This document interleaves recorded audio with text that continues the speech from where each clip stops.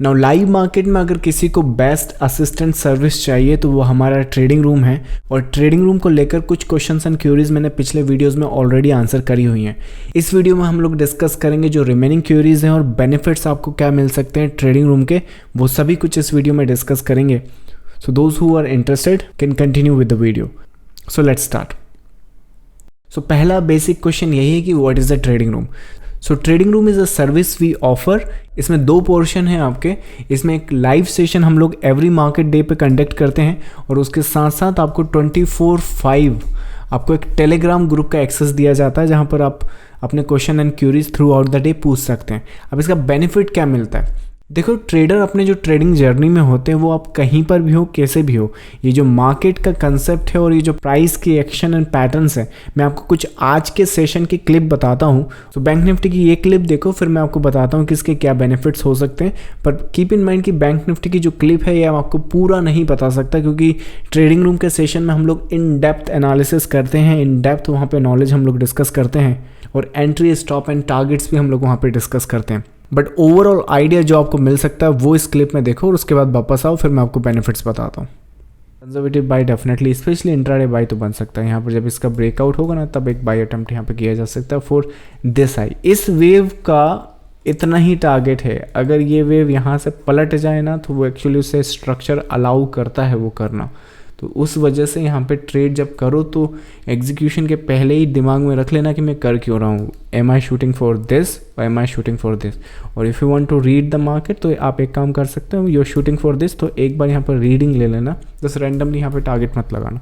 That will be the case for the intraday bank Nifty for the 5th। So bank Nifty की इस clip से आपको ये तो समझ में आ गया होगा कि किस तरह से एक ओवरऑल इन डेप्थ एनालिसिस हम लोग वहाँ पे करते हैं। इसका मतलब एज ए ट्रेडिंग पर्सपेक्टिव से क्या निकल कर आता है कि देखो, अगर राइट नाउ यहाँ पर कितना बज रहा है, 10:11 का ये सेशन था। अगर इसका कलर में चेंज कर दूँ तो 10:11 का सेशन है, आज का ही सेशन था। इसका मतलब क्या है कि अगर आप ट्रेडिंग में बाई में हो तो आपने टारगेट यहाँ नहीं रखना है। तो एक तो ये बेनिफिट हो गया आपको कि अगर कई बार क्या होता है कि ट्रेडर्स जो होते हैं अपने टारगेट्स क्या करते हैं, कुछ भी एंटिसिपेट कर लेते हैं, पर इसका ये मतलब नहीं है कि वो उस दिन उस मोमेंट पर अचीव होगा कि नहीं। तो ट्रेडिंग रूम में पहला बेनिफिट तो आपको ये मिला कि जो आपका ये बाई का जो वेव है इसकी एंटिसिपेशन क्या है ना। दूसरा पर्सपेक्टिव ये बन जाता है कि अगर इस मार्केट में आपने सेलिंग पर्सपेक्टिव भी देखनी है और अगर आप यहाँ पर सेल कर रहे हो तो उससे अच्छा क्या है कि यहाँ पर मार्केट में रेजिस्टेंस है, क्योंकि ये जो वेव है पोटेंशियल ये है कि सीधी तो नहीं जाएगी, यहाँ पर एक रेजिस्टेंस फेस करेगा। तो इसका मतलब क्या है कि अगर मैं मार्केट में सेलिंग पर्सपेक्टिव से मार्केट को देख रहा हूँ तो उस केस में जो सेलिंग की पर्सपेक्टिव और सिनारियोज बनेंगे, मैं मार्केट में यहाँ सेल करके होप करूँ कि मार्केट वापस दोबारा नीचे जाएगा। इससे अच्छा ये है कि ऑलरेडी मुझे एक लेवल पता है जहाँ पर मैं फोकस कर सकता हूँ सेलिंग का। तो मतलब क्या, from the buying perspective this is the best buying zone, from the selling perspective this is the selling zone. ये आपको पता कैसे चलेगा? ट्रेडिंग रूम में ऑलरेडी आपको वहाँ पे पता चल जाएगा कि टुडेज सिनारियो के हिसाब से क्या बेस्ट पॉसिबिलिटी होती है।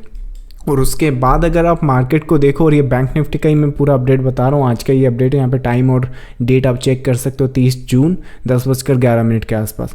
सो ये पूरा सीन सिनारियो बैंक निफ्टी का जो है वो आपको पता चल जाएगा और उसके बेस पर आप अपनी पोजीशन अकॉर्डिंगली बना सकते हो। और अगर इसके बाद अगर आप चार्ट्स पर जाकर देखो तो मार्केट ने करा क्या है, तो मार्केट देखो यहाँ पर ये रहा इम्पल्स, ये आया ऊपर, रेजिस्टेंस फेस क्या नीचे गया। इसका मतलब क्या है कि ये वेव अगर सीधी ऊपर जाती तो जंक्शन यहाँ पर है। तो यहाँ पर डिसाइडिंग फैक्टर होना है। अगर फॉर सम रीज़न अगर आप ये टारगेट भी एंटिसिपेट कर रहे हो तो ट्रेडिंग रूम में आपको ऑलरेडी पता चल जाएगा कि यहाँ पर आपको रेजिस्टेंस मिलने वाला है ना। ये तो रही बैंक निफ्टी की बात। इसके साथ साथ अगर निफ्टी की क्लिप देखें तो निफ्टी की भी मैं क्लिप आपको बता देता हूँ। जो ओवरऑल आइडिया स्ट्रक्चर है वो आपको वहाँ पर पता चल जाएगा। पहले वो क्लिप देख लो, फिर मैं आपको निफ्टी के चार्ट्स पर मिलता हूँ। Should you be looking for ये वाला इंट्राडे सेल। 5 मिनट्स पर आओ, जब 5 मिनट्स पे आओ देखो ये वाला पीस, ये 1 में तो यहाँ से जाएगा। सो फॉर मोस्ट प्रॉब्ली एक को इसको टैग करने दो, यहाँ फ्लैग बनेगा, एल शेप ब्रेकआउट आएगा यहाँ पर ऑन द लार्जर डिग्री, यहाँ पर गिरेगा, ये वाला ट्रेड इंट्राडे रहेगा। सो कितने ट्रेड्स? सो ये निफ्टी के सीन एंड सिनारियोज हैं जो हमने डिस्कस किए हैं ट्रेडिंग रूम में, और यही बेनिफिट आपको मिलते हैं। ये सब कुछ होने के पहले आपको वहाँ पे पता चलता है। आई मीन यहाँ पर टाइम देखो दोबारा 10:13 का 30 जून आज के ही सेशन है।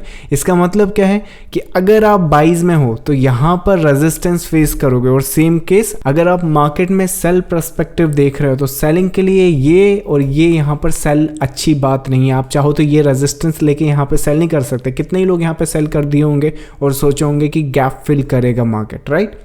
बट नहीं, केस और सीन सिनारियोस के हिसाब से अगर सेल करना है तो यहाँ मत सेल करो, यहाँ मत सेल करो।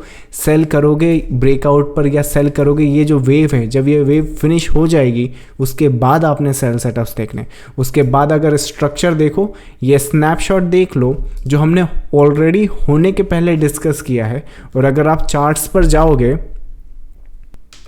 तो लुक मार्केट ने करा क्या है। That's what exactly we discuss. ये होने के बाद का सिनारियो है और ये हमने होने के पहले ट्रेडिंग रूम में ऑलरेडी डिस्कस किया है। सो जो एक confusion most of the traders को ऑल द टाइम होती है ट्रेडिंग में कि जो सीन सिनारियोज बनते हैं, जो पैटर्न्स बनते हैं, जो वेव्स, ये जो मूवमेंट यहाँ पर बनती है, इसके टारगेट, इसकी एंटिसिपेशन, इसके एनालिसिस करने में उन्हें इश्यूज आ रहे हैं। तो that is the reason our trading room is there for you to help you guys. Now इसकी कॉस्ट क्या है ट्रेडिंग रूम की? अगर आप अपनी दिन की ब्रोकरेज एंड टैक्सेस का भी टोटल कैलकुलेशन करोगे ना, तो भी उसका आधे से भी आधा प्राइस इस ट्रेडिंग रूम की पर डे की कॉस्ट रहेगी, और उसमें भी आपको पूरा एनरोलमेंट करने की ज़रूरत नहीं है। अगर आप वेबसाइट पर जाओगे ना तो आपको 5 दिन का ट्रायल अवेलेबल है, 15 दिन का ट्रायल अवेलेबल है, इवन मंथ का भी ट्रायल अवेलेबल है। तो आप पहले ट्रायल ले सकते हो, उसके बाद अगर आपको सर्विस अच्छा लगता है तो फिर आप कंटिन्यू कर सकते हो। So that was the questions and the query जो regardless most of the traders पूछते हैं कि ट्रेडिंग रूम आखिर है क्या और इसका बेनिफिट आप ले कैसे सकते हो। वीडियो के डिस्क्रिप्शन में लिंक है, अगर आप इंटरेस्टेड है तो ट्रायल कंसिडर कर सकते हैं। And I will see you in the trading room. Thank you.